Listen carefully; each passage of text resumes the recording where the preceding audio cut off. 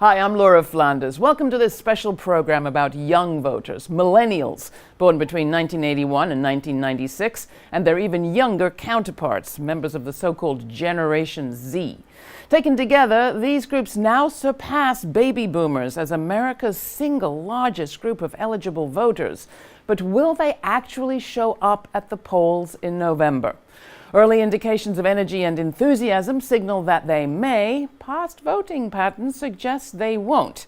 The point is, youthful voters have the power to decide elections should they choose to use it, and issues of concern to them are already having an impact. In the coming hour, we will show you how a new generation of younger candidates, many women and people of color, and a host of new groups that support them threaten the establishments of both major parties. We'll talk with Catherine Vaughan, co-founder and CEO of Flippable, created, as the name suggests, to flip state legislatures from red to blue. Nathan Rubin, founder of Millennial Politics, which showcases candidates who support the progressive values that are important to many young voters. Alexandria Ocasio-Cortez, who's running against Democratic incumbent Joseph Crowley in New York's 14th Congressional District. And Reynaldo Pearson, the newly chosen mission director of the grassroots social movement known as Democracy Spring. This joint production of Free Speech TV and the Manhattan Neighborhood Network is coming to you from El Barrio Firehouse Studio in East Harlem, New York.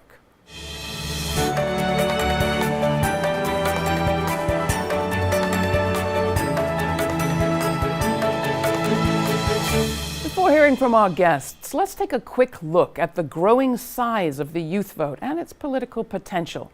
In the past, it was easier to ignore young people and the issues important to them, since they weren't the largest block of voters and many never made it to the polls, while older voters regularly turned out in large numbers on Election Day. Only half of all eligible young people actually voted in the last election. Will those numbers go up this time around?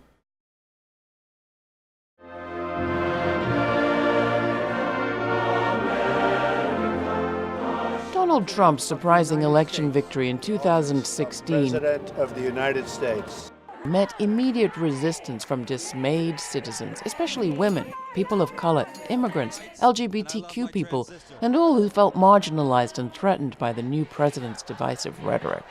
They're bringing drugs, they're bringing crime, they're rapists. Trump's win soon led to the creation of a host of organizations: Flippable, Run for Something, The Arena, and many others, all dedicated to reversing Republican control of government by recruiting and assisting a new cohort of Democratic candidates. I'm Nadia Okamoto, and I'm running for Cambridge City Council. Many are people of color, women, and young people who never stood for office before.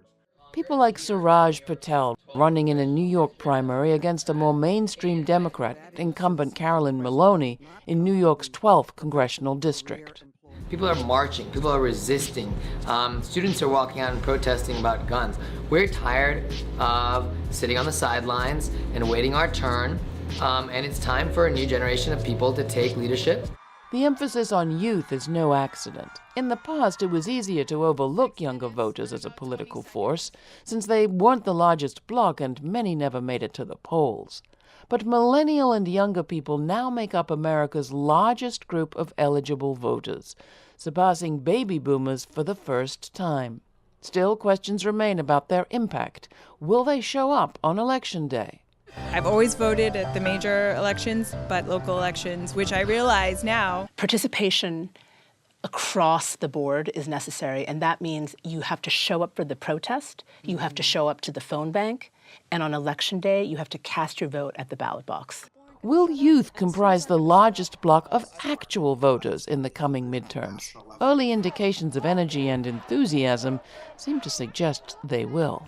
We are constantly told that we are the future. California teens, for example, seem poised to rock the vote when they turn 18.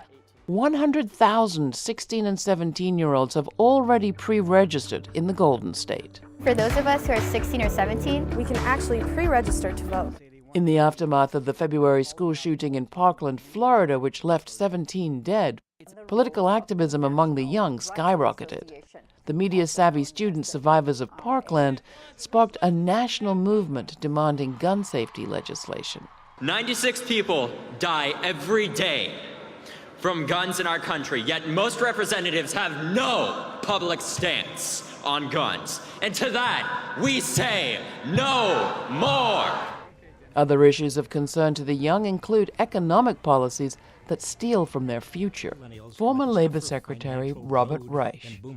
According to Pew Research, millennials are the first generation in the modern era to have a higher level of student debt, poverty, and unemployment, and lower levels of wealth and personal income than any other generation at the same stage of life. Nathan Rubin is the founder of Millennial Politics, dedicated to showcasing the next generation of political activists, leaders, and organizations. When you think about climate change, it's real, it's happening, we need to do something about it. When you think about criminal justice reform, the drug war failed. We need to end mass incarceration and move on and find ways to better our system. When you look at LGBTQ civil rights, those are civil rights. We need to protect them. We need to advance them. When you look at women's reproductive rights, those things need protection. It turns out that there are a lot of young people who really have a very different vision for where this country should go than the establishment does, right, who are prepared to think big. The millennials and Gen Z is coming for every type of political office there is. We're not going to take it, as long as we can vote, as long as we're going to have a voice, we're going to be out in the streets. But history shows younger voters often sit out elections, particularly midterms, while Trump's base of older and whiter supporters regularly turn out in large numbers. It is one thing to be eligible to vote, and another entirely to actually cast a ballot. It's up to you, the millennials, to fix a system we boomers broke. Only about half of all eligible young voters actually voted in 2016, and younger people traditionally drop out at higher rates in non-presidential elections like this year's. So the growing size of the youth vote may be offset by lower participation. Which factor will win out in November? Well, I am cautiously optimistic. In the 2016 election, millennials turned out about 45%. If you can just get that up to 55% voter turnout, that's a lot of seats that are flipped right there. Rubin is right. A recent poll shows millennials are more eager to vote than in previous midterms, and a large majority now favor Democrats over Republicans. That's why GOP lawmakers are trying to make it more difficult for young people to vote by curbing opportunities for registration and early voting, reducing polling places, and requiring photo IDs with a current address. Countering those efforts to restrict access to the polls and encouraging young Americans to show up and vote will be crucial to creating change.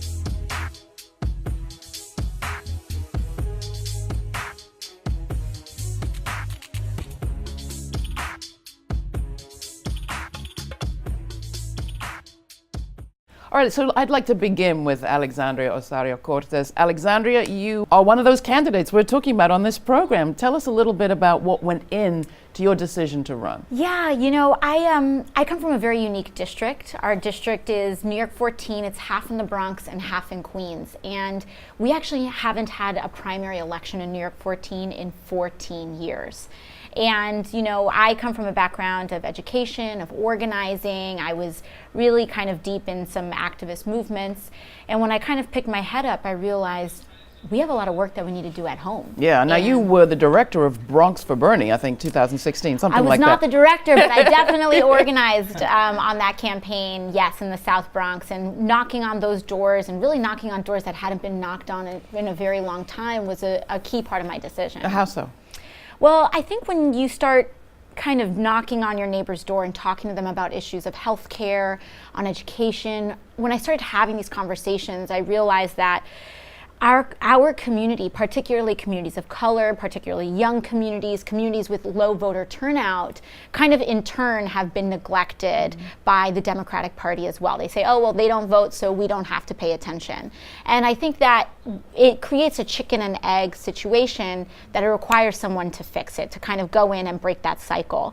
And I just feel like we could do better in our elected representation. And now, I'm sure you've heard the whole argument that Crowley is an important up-and-comer in Yes. long-timer in the Democratic Party. He could be the next speaker, Right. replacing Nancy Pelosi. Do you really want to primary somebody like that, and what do you say? Well, primaries are always inconvenient for those in power, aren't they? You know, when Democrats are in the majority, it's let's not rock the boat. When Democrats are in the minority, it's we've got Republicans to boot out. But at the end of the day, the advancing causes of social, economic, and racial justice in many aspects have been abandoned by certain members of the party. And it's up to us as young people, as activists, as organizers, to really hold the fort and bring the Democratic Party back to the championing of working class Americans. All right, so we're going to come back to some of the issues in a minute, but I'd love to hear from you all. How typical is Alexandria? For one thing, this fact of having played a role in an election campaign, in this case for Bernie, but having done that door knocking, how influential is that in people's decision? Catherine? I mean, I think she's very typical, but also very unique well, of course. As an up-and-coming candidate. So I got my experience from working on the Hillary campaign. I hadn't really been involved in politics before. I always wanted to make a difference. I'd worked in a number of nonprofit organizations, but hadn't seen an opportunity in politics. And I think that's because it was seen, I saw it as an old boys club. I wasn't spitting out all of the facts about everything in government like Josh Lyman on the West Wing. And those were the people who I had seen going to school with me, heading up the Democrats Club and all of that stuff. So I think for me, having that experience was incredibly influential in my decision to start an organization. And so many of our candidates have also had experiences knocking on doors, actually talking to voters, telling them really important information about where and how to vote, because Republicans make that really hard. And kind of having that experience of sharing democracy with someone else, and it's inspired them to run, especially in a time when especially women and people of color feel so threatened by our government. Reynaldo, have you done your share of door knocking? Sure. My share has been more so along of movement building, activism. But, you know, as I was just sharing with a few of my peers here, politics and activism are kind of, you know, inextricable. As a mentor once told me, if you're not sitting at the table, you're certainly on the menu. That's right. So now more so than ever before, I think that kind of appetite that Dr. Dorothy Height, who was the godmother of the civil rights movement, right before she passed, she said what was missing from our generation is this righteous indignation that her generation had. I think she'd be a little more proud if she were alive today. And I think it's because more and more we're coming out and we're saying, this is not the country we deserve better. Yeah. So Alexandria, when you're running, what are the things that you lift up, that you stand for, that maybe your opponents don't? Oh yeah, I mean, one of the things that has kind of distinguished our campaign is that we're unafraid to really push the line in our district, but also nationally. So I was one of the first candidates in the country to come out in favor of the abolishment of ICE, Immigration and Customs Enforcement. I come out in favor of a federal jobs guarantee, improved and expanded Medicare for all, and also the decriminalization of marijuana and reducing our prisons by about 50% in 15 years. And these are big, bold ideas, and a lot of people would think that this is radical. But really what we're finding is that bold, tangible ideas is what galvanizes an electorate, especially a young electorate that is looking at its leadership and saying, what do you got? You know, what does better mean? And when we say this is what we're about, and we can talk about the details, but these are our values, we can advance that line. And I think we can actually have a campaign worth turning out for. How are you looking at this picture, Nathan, in terms of candidates around the country? Are there other people, in addition to Alexandria, that you're particularly excited about? Definitely, and I think, you know, just to echo what she was saying, we heard earlier in that pre-roll clip that millennials are perhaps disengaged but getting more engaged, but they're also in a much worse financial position than previous generations. And they've seen the leadership that have been at the helm of these political parties, and those aren't the people that are going to get us out of these problems. So policies like what she just espoused, that's really going to galvanize, like she said, that young base and help us get to the polls, because the people who gave us the problems that we have aren't going to be the ones that get us out of this. Like Robert Reich said, we broke it, you fix it. Exactly. Then let's just dig down into that just a little bit for people for whom perhaps the penny hasn't dropped about the condition of life for millennials and Gen Zers. I mean, this is a serious situation of indebtedness to schools, to auto companies, to credit card companies, few assets. Some people might say, well, that doesn't leave you a whole lot of time to get involved in politics. You're too busy trying to earn a living. Well, I think exactly to your point, we see where Folks are overqualified, underpaid, they're in debt. The government and private student loan companies have been using students as profit centers, and the rate of tuition increase has far exceeded the rate of wages increase. So you will get an education worth $100,000, $150,000, and come out and only be able to get a job that pays $40,000 a year or $45,000 a year. When you live in a city like New York, for example, or any other large metropolitan area, the cost of living is just far too high for that salary that you're going to be earning right out of school. And the Bronx is one of the parts of this country that sees those problems really large. Do you find a challenge for your supporters to come out and volunteer? Well, it is certainly a challenge, and this is where spaces are. Whenever you basically have political spaces, sometimes you do have those aspects of privilege that come in. It's the people who can take that time off that do. But what we also do is that we innovate in our organizing, and the Bronx is a very familial place. Jackson Heights, Corona, and Queens is a very familial place. So we'll say, organize at your dinner table, get your family registered. And so having that kind of adapting our organizing to the communities that we're in is profoundly important. And people will turn out when we advance the line on policies like, for example, our campaign is advancing investigation into federal student loan forgiveness, and having that program really alleviate the burdens of an entire generation and also revitalize our economy overall. And to what extent does the age of the candidate matter? Are you seeing also older candidates adjust their set of promises, their agenda, their plans?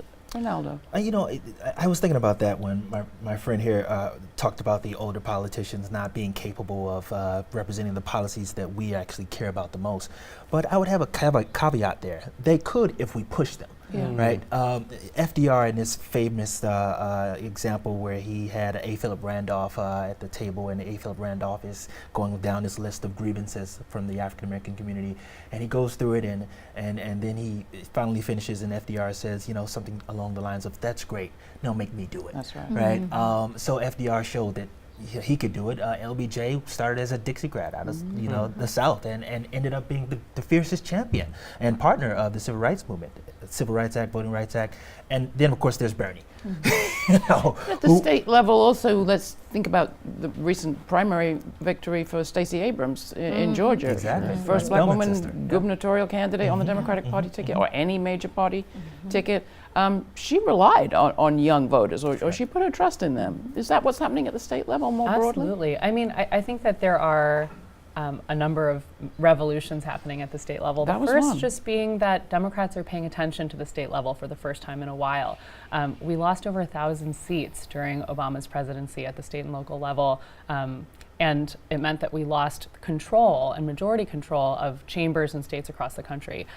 Republicans in power used their majorities to roll back voting rights, to gerrymander districts, to basically entrench their control. And we've woken up to that. And I think that there are a lot of people who are coming up challenging not only the anti-democratic practices of the GOP majorities in these states, but also so many other policies that I think Democrats have traditionally felt like they needed to toe the line on or be really moderate on. And I think that they're coming forward with a perspective and a view and passion. And we're, when I was thinking about volunteers, some of whom don't have the privilege to spend hours and hours outside, we're knocking on doors. I do think that a passionate candidate will get people to take those extra hours, someone who's already working 2 jobs and who's paying off student debt, to convince their neighbors and their friends to vote. I mean, we're going to keep moving forward, but I have to ask you to go back for 2 seconds. How do you explain the sort of lack of attention to the states for these many years under the Obama administration, which was preceded by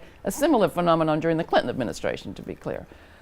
Yeah, I think there are a lot of explanations. One of them is that Citizens United allowed a lot of dark money to be poured into state races, particularly on the Republican side. And the Republican Party is the party of the wealthy, and they don't depend on a broad grassroots campaign. And so I do think that there were a lot of nefarious tactics that Republicans practiced that kind of let them sneakily take control of states.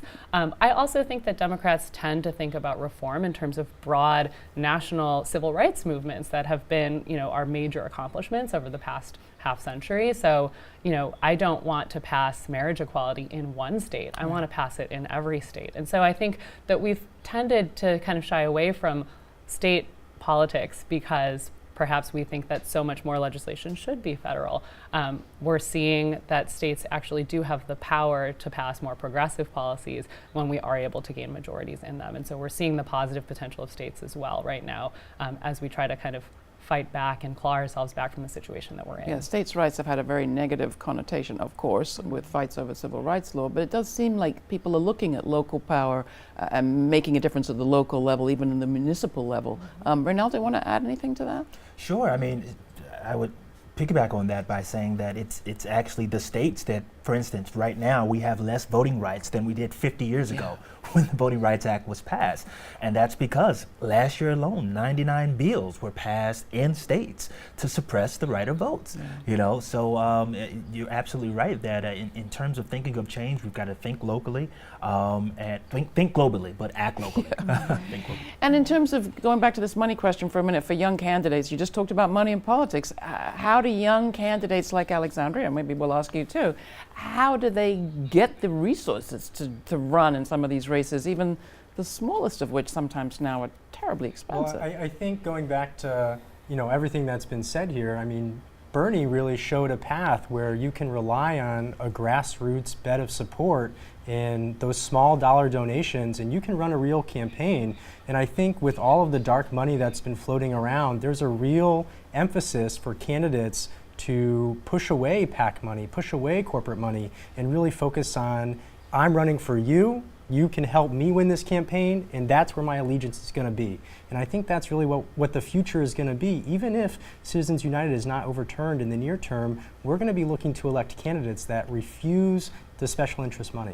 Alexandria, is that how you're doing it? Yeah, it is. I come from a working class background. My mother cleaned homes and drove school buses. And so the idea of kind of having these $1,000 cocktail fundraisers to run for Congress was completely out of the picture. And so I'm the only candidate in this race to completely reject corporate PAC money.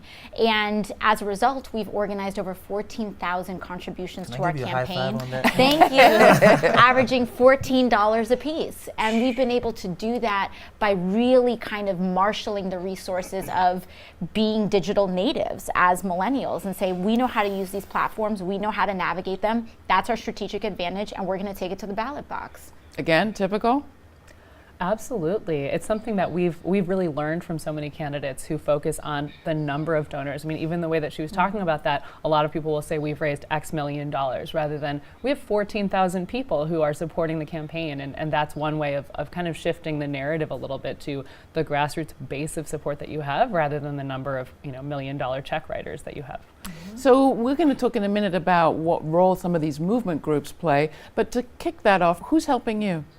I've got a brand new Congress, Justice Democrats. We have also been endorsed by local chapters of the Movement for Black Lives, Muslims for Progress, and also Democratic Socialists of America. So those are our boots on the ground, but also digitally we've got, even People for Bernie as well has endorsed our campaign. And have you gone out of your way to get that support? Is that going to be critical to you? Yeah, it absolutely is. The only thing that matters is the work that gets done on the ground when it comes to grassroots campaigns. And so every single active endorsement. There are some groups that have paper endorsements. Well, they will put their logo on for you. But the endorsements that matter for us are few, and they're the ones that put those boots on the ground. So even though you're the digital natives, it still is important that actual door knocking and talking to people. Oh, I would 100% agree. I think, candidate to voter contact is the way to win elections. And you can spread your message online far and wide, but if you're not communicating directly to your constituents, they don't have as strong of a reason to turn out for you. All right, well, when we come back, we're going to pick up on this exact topic and talk about the role that social movements play in this party political arena. Stay tuned, more to come. So welcome back. I want to go to Reynaldo Pearson next. First, explain your shirt. Tell us a little bit about what you're wearing there. So this is a shirt for the Poor People's Campaign, a national call for moral revival. And it's a 6-week campaign that pretty much is It revives the dream that died with its revolutionary dreamer 50 years ago, Dr. King. His dying dream was this Poor People's Campaign. Yeah. Folks would come to D.C. and have an Occupy before Occupy, right? An encampment there on the National Mall highlighting poverty. So different from that time, it's national. It's not just in D.C., it's there too, but it's in over 30 states across the country, and it highlights this issue of poverty. 1 in 2 Americans today are in poverty or low income, according to the supplemental poverty measure. 140 million Americans. And what does that mean today? So that's what this is about. We're using nonviolent direct action. Folks are risking arrest over these 40 days, 6 weeks, and we're at the midpoint. And Democracy Spring is a sponsor of it, is a partner in this project. Yeah, we're a national partner. Absolutely. And what has it got to do with the electoral campaigns that we're talking about, or does it? Poor People's Campaign? Yeah, do you see it having a role in Yeah, this? it's talking about the systemic injustices that threaten the soul of our democracy. And you can't have that conversation without talking about voter suppression. There's something I call the 7 deadly sins of American democracy: voter suppression, voter erasure, this issue of purging, felon disenfranchisement, gerrymandering, the corrupting influence of big money in politics, vulnerable voting machines and Trojan media, and the Electoral College. These are all things that literally threaten the soul of our democracy. In fact, just a few months ago, the Economist Intelligence Report's Democracy Index said that the United States is no longer a full democracy. That we're down now to number 21 on that list because of the erosion of public trust in our institutions. Could that be because of the voter suppression bills? Could that be because of the corrupting influence of big money in politics, or those 7 deadly sins? Do you see it as no longer, as The Economist said, or not yet? Right now, it's broken. The 2016 November election made that crystal clear. Yeah. Voter suppression alone, as Mother Jones has reported, accounted for the scales being tipped. Yeah. Or if you look at voter erasure, the issue of purging, an estimated 1.1 million folks. This is unprecedented. Purged from the rolls, mostly black and brown. So this is a great example of how a social movement campaign, literally conducting civil disobedience, is intersecting with an electoral discussion, although it's a non-political and non-partisan campaign.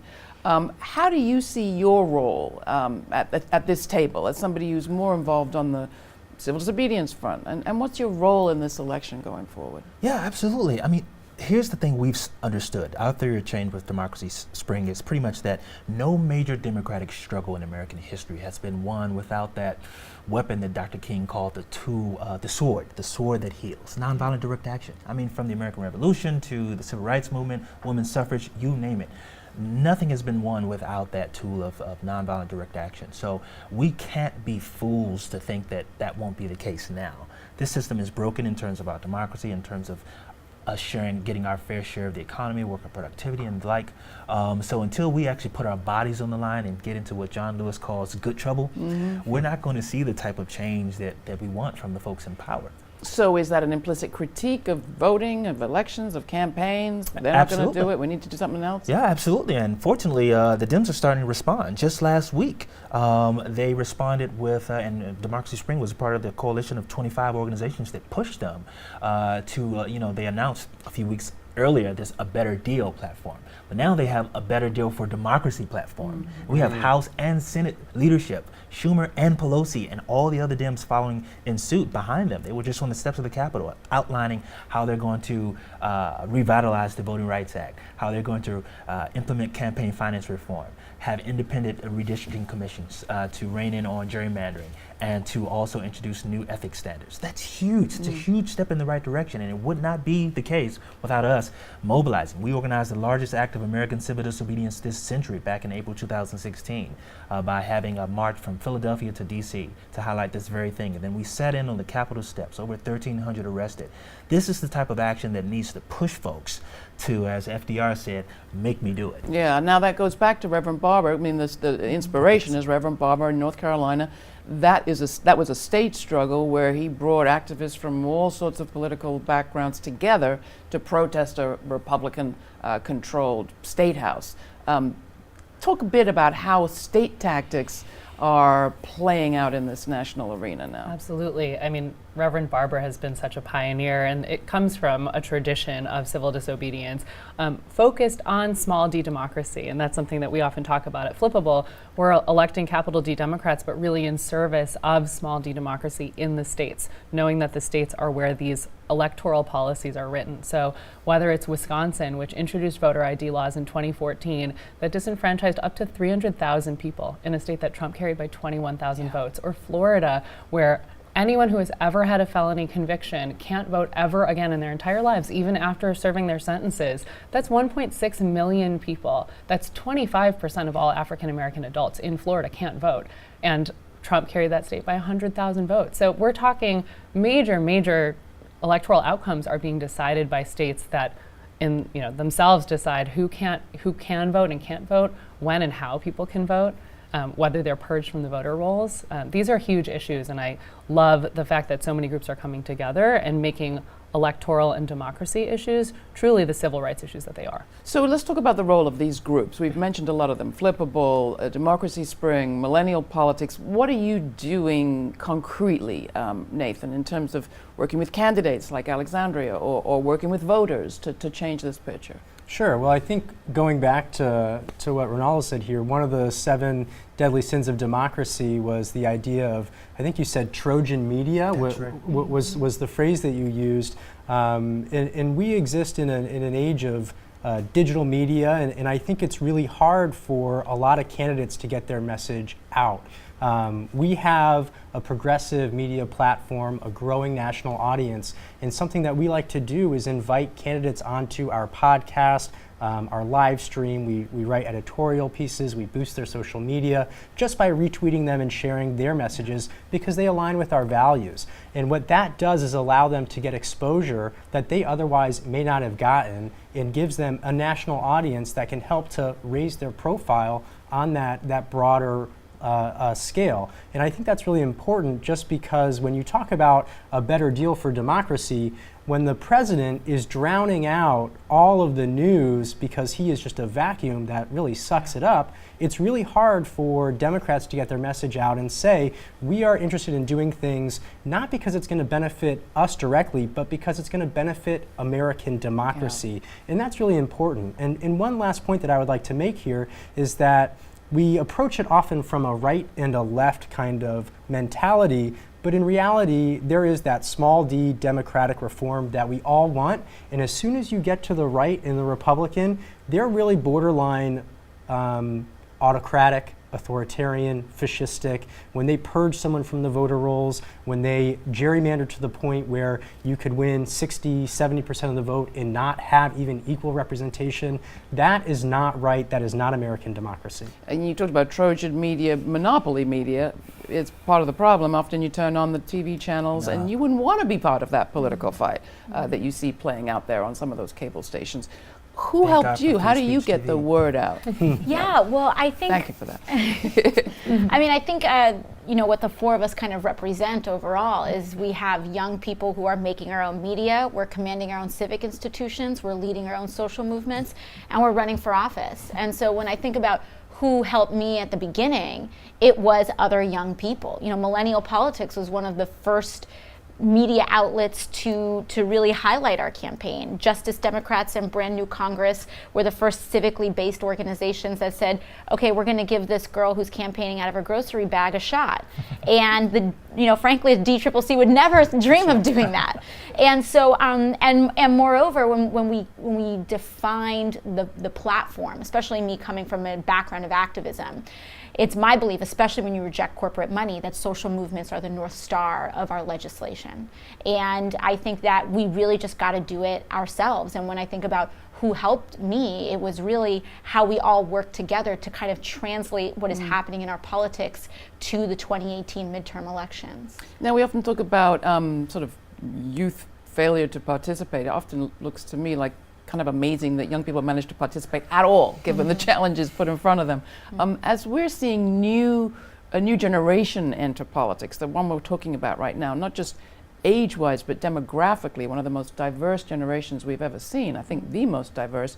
What needs to change about how we prepare candidates, train them, brief them, back them, communicate about them? What have you got to tell us about how to do things differently? Well, just piggybacking off of your comment about fundraisers, I think the idea that you need to host these fancy dinners to get people to donate thousands of dollars, that is so anti-democratic to me. And having attended a few of them, it's so uncomfortable as someone who hasn't come from that world.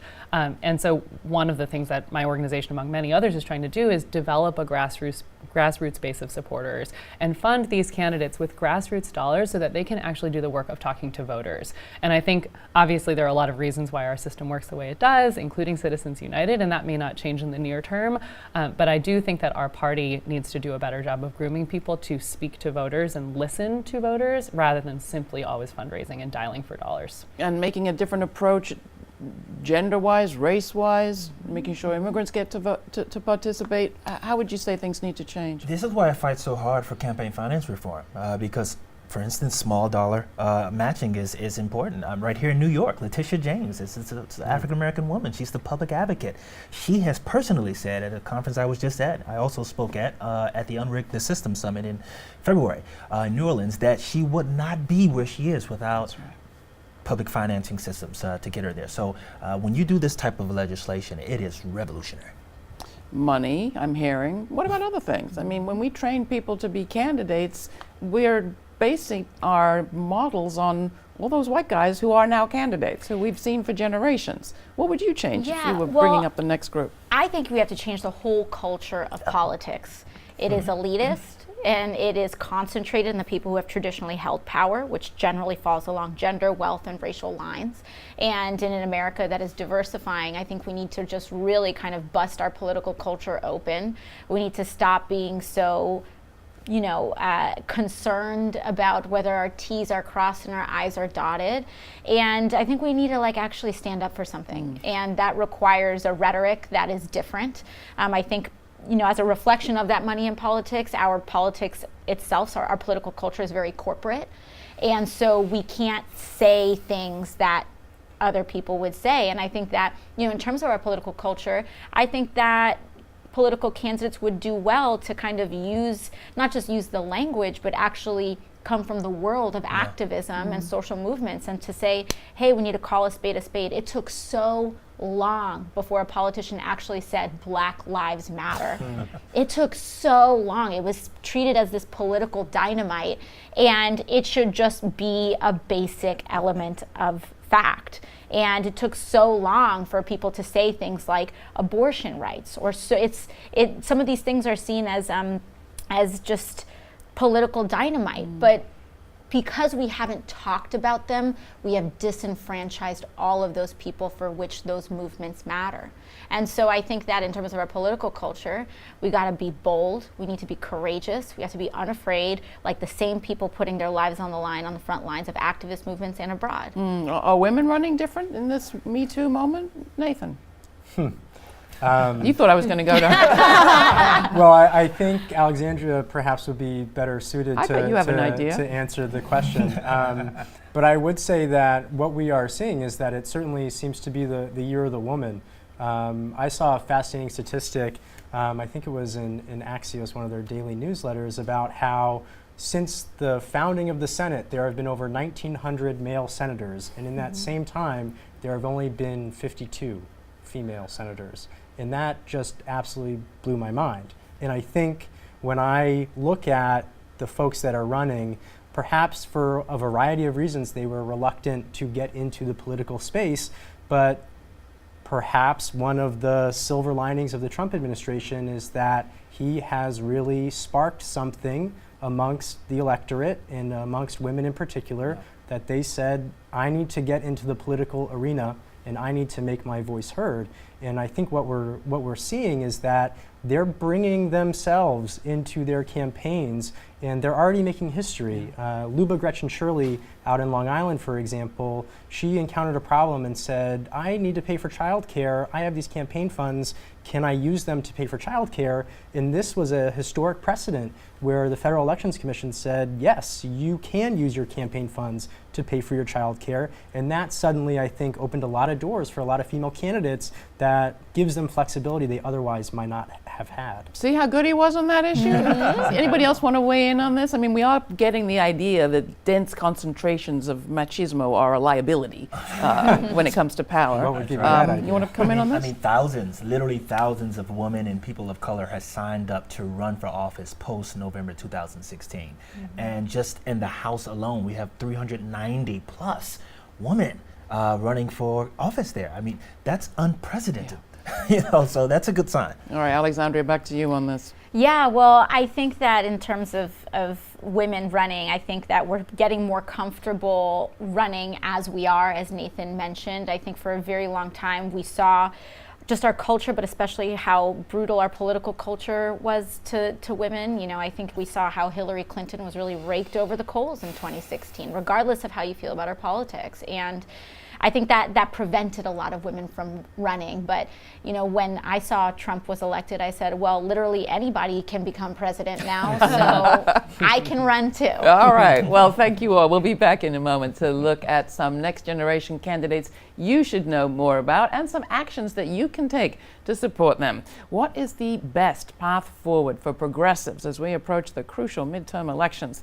I'm Laura Flanders, and you're watching a joint production of Free Speech TV and the Manhattan Neighborhood Network. Stay tuned.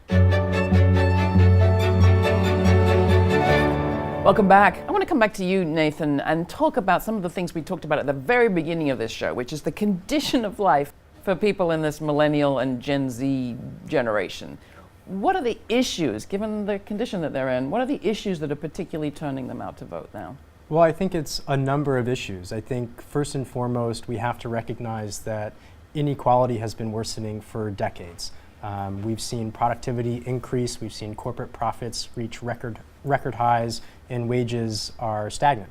And when you think about millennials in particular, we came of age during an endless war in the Middle East, during the worst financial crisis in generations, and millennials are rightfully skeptical of institutions.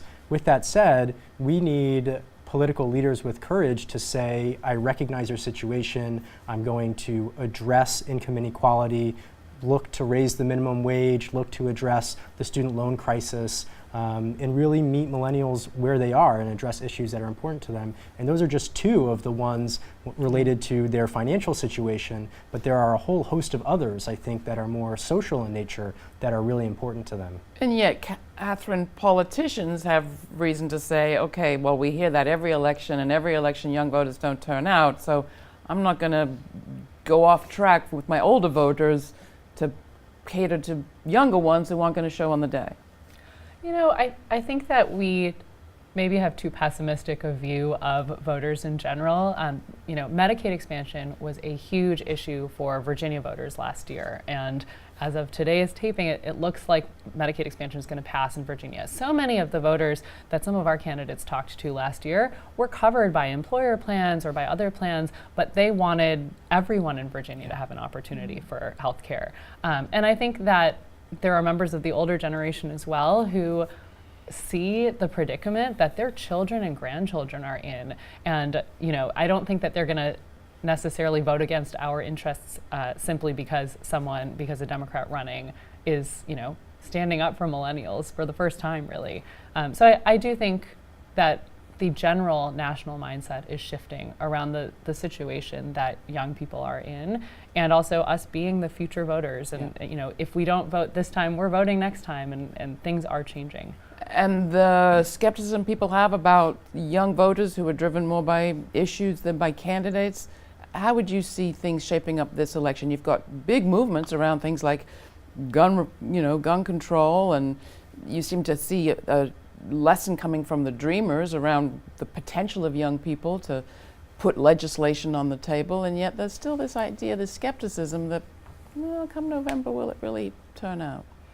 Well, November 2016 taught our generation the biggest lesson. There were some folks who did listen to the skeptics who said, oh, your vote doesn't count. And I've seen those same folks, my friends, say, "Oh my God, I will never fall for that lie again." And the main refrain I've been using is, "Well, if your vote didn't count, you wouldn't have billionaires trying to suppress it." So I think folks are going to show up like never before in November and on. We already see my generation running for office. She's not the only one. They're across the nation. For mayor, for county council, for city council, up and down the ballot. So we're going to come out and we're going to be the change that we wish to see in the world. Who are some of the candidates people should know about? Did you want to add anything to that, Nathan? I did want to jump in there, and I think people have a memory of the 2016 election, but we have had elections after that election, and we've seen in Virginia, we saw a record number of young people voting. We saw with the Doug Jones race in Alabama, again, a record number of young people turning out. We are mobilizing, March for Our Lives, you referenced. These are demonstrations that are reminiscent of some of the larger social movements we've had in our history. I've said it before, I'm cautiously optimistic that young people are going to turn out in November. Is it possible that the fact that it's a midterm and actually the candidates are closer to home, more local candidates than this big national presidential race that depends so much on a candidate that might appeal to you, that could make a difference with turnout?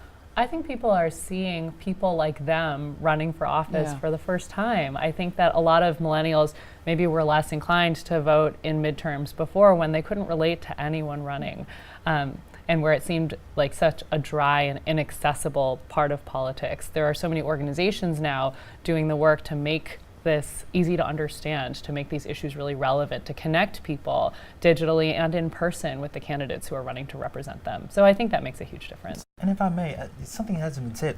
We're at a tipping point, really, in terms of the crisis that this nation and this world faces, in terms of climate change, in terms of nuclear proliferation, in terms of the climate change piece. We have scientists saying that we've got to act now, to reverse the tide of climate change and how it's going to affect us this century, right? And then in terms of nuclear proliferation, we've seen atomic scientists update that doomsday clock to the closest to midnight than it's been since the height of the Cold War. That's so right. I think about what Dr. King said before he passed. He said, either we will learn to live together as brothers or perish together as fools. I think that's more prescient today than ever before. And our generation gets it. We're like, look, we're not going to fall for this age-old trick of divide and conquer politics anymore. We see that public interest needs to be translated into public policy, and we're going to do everything we can to make that happen. The other tipping point question, presumably also, is this effort at voter suppression. How much do you think young voters have to do to compensate for the amount of effort that's going into suppressing their vote this election, Nathan? I think we have to do a lot, and I think we have to recognize that voter suppression extends beyond just the purging of the voter rolls and beyond gerrymandering to having election day during the week and not having automatic voter registration. David Hogg from March for Our Lives recently tweeted, the government sent him a draft card on his 18th birthday. Why can't they register me to vote on my 18th birthday? These are easy, small d democratic reforms that we could do to encourage participation in our democracy. And I think the first step is turning out in November to elect folks like Alexandria who will be able to implement those small d democratic reforms and make it easier to participate in our democracy. What about people that, we're going to get to what people can do who are of the age to vote in November, but first, what about people who are not yet of the age? Because that package at the beginning talked about the California pre-registration campaign that's getting 16-year-olds registered in advance. What can people do that maybe aren't going to be able to vote this November? Catherine? I mean, I think I look at the students from Parkland and I'm so inspired by what they've done. The platform that they have and the attention that they've captivated across the country. So definitely getting involved in social movements is something that they can do. When I was canvassing in Virginia for Elizabeth Guzman, who became a delegate in Virginia's House of Delegates, there was a 16-year-old volunteer who was there signing me in and making sure I was fed with pizza and then going and knocking on doors herself. So she was actively participating in democracy. And then of course there are efforts to pre-register 16-year-olds so that they're ready to vote when they're 18. And I think that really lobbying and rallying for those small d democratic reforms are what teenagers can do. And in terms of candidates, are there a handful that you want to name so that people can start hearing those names if they have such a challenge getting the word out?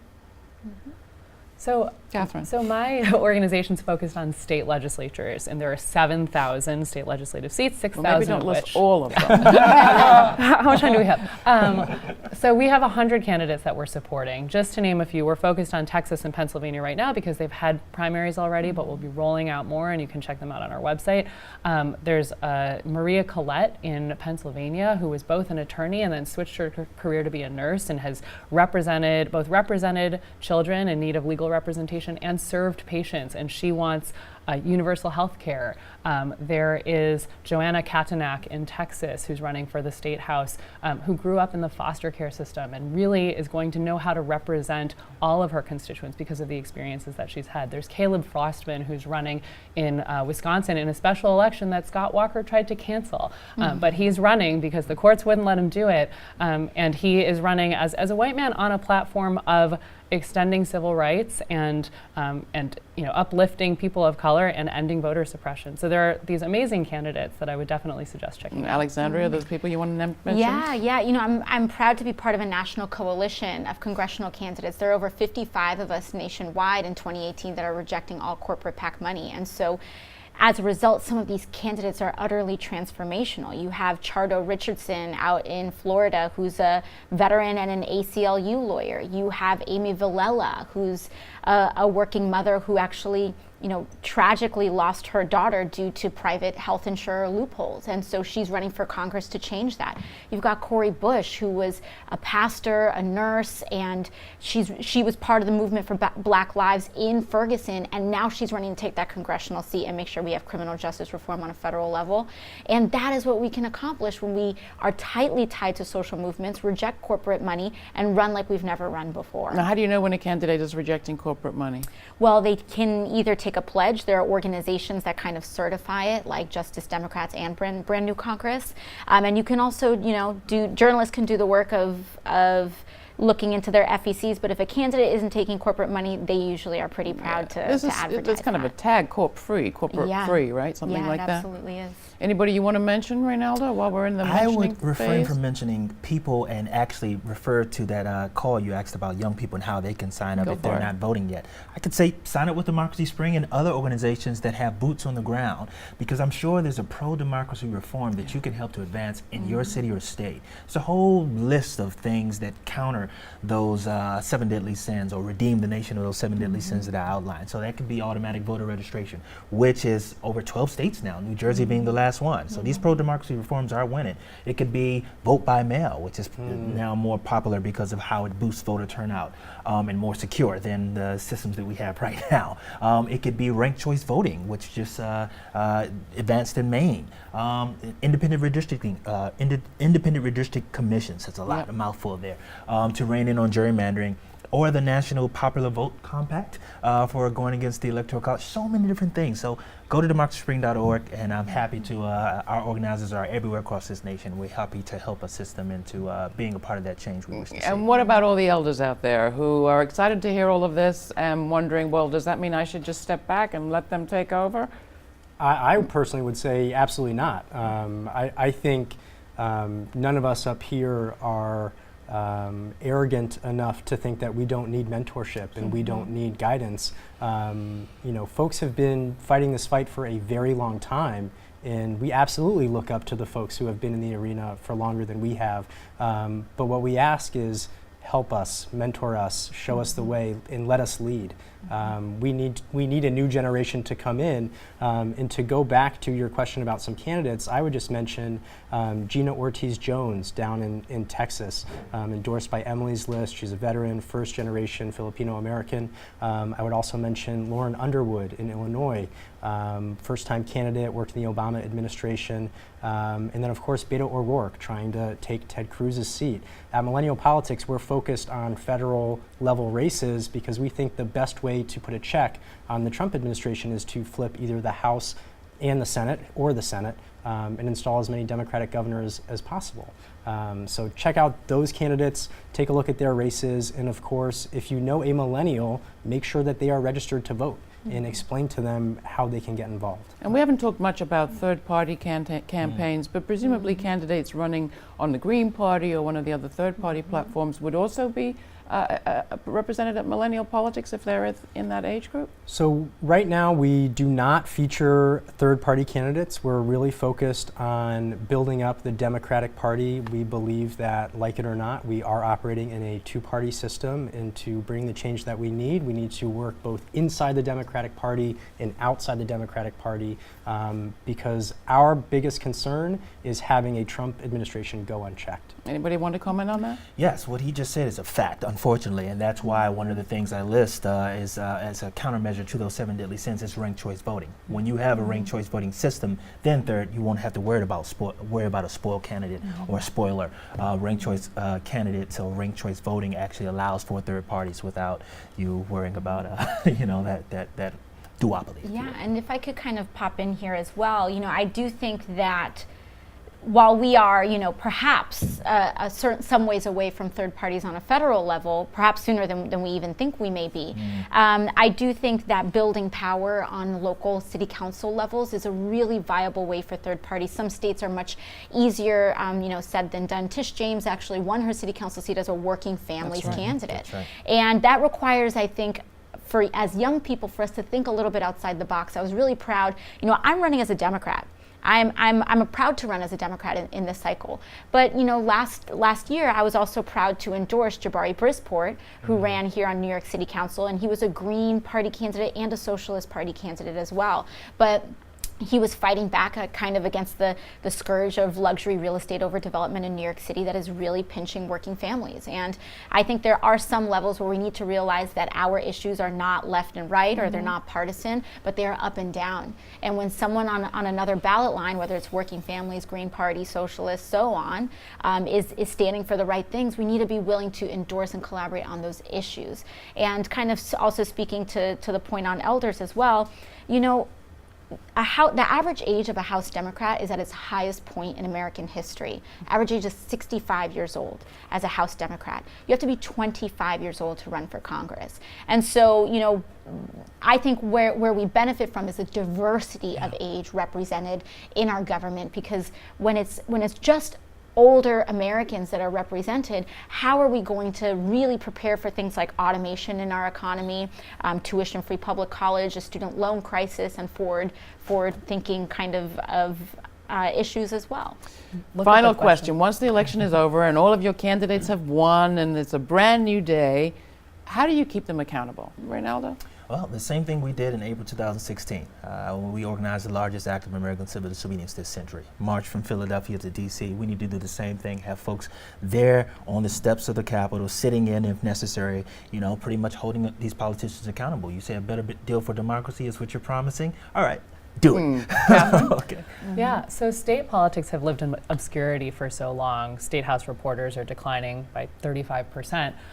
We are reporting on what's going on in these state houses, not just what happens from Labor Day to Election Day, but what happens from Election Day to Labor Day after that, with Medicaid expansion passing or with automatic voter registration passing in Washington. Two exciting things, but also all of the assaults on small d democracy, when governors cancel special elections, when legislatures try to throw out judges who don't rule in their favor.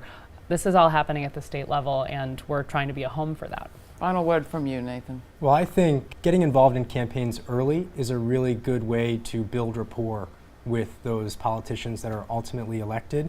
When you are there throughout the campaign helping them get elected, when it comes time for your issue and you know that they are going to take a stand one way or another, you have their ear and you have that respect that I was there for you in the beginning and now this issue is important to me. Don't do me wrong, I am your constituent. I've knocked doors for you, now I can knock on your door. Exactly. All right. Well, we are just about out of time, so please join me in thanking our guests on this joint production of Free Speech TV and the Manhattan Neighborhood Network. I want to thank Catherine Vaughan for your efforts to flip the script and turn red states blue, Reynaldo Pearson for helping to build a 50-state nonviolent army of volunteer leaders, Alexandria Ocasio-Cortez for having the courage to stand to run as part of a new generation, and Nathan Rubin for consistently highlighting the need to address the concerns of young voters who are now, in case you didn't get this, the single largest voting bloc in America.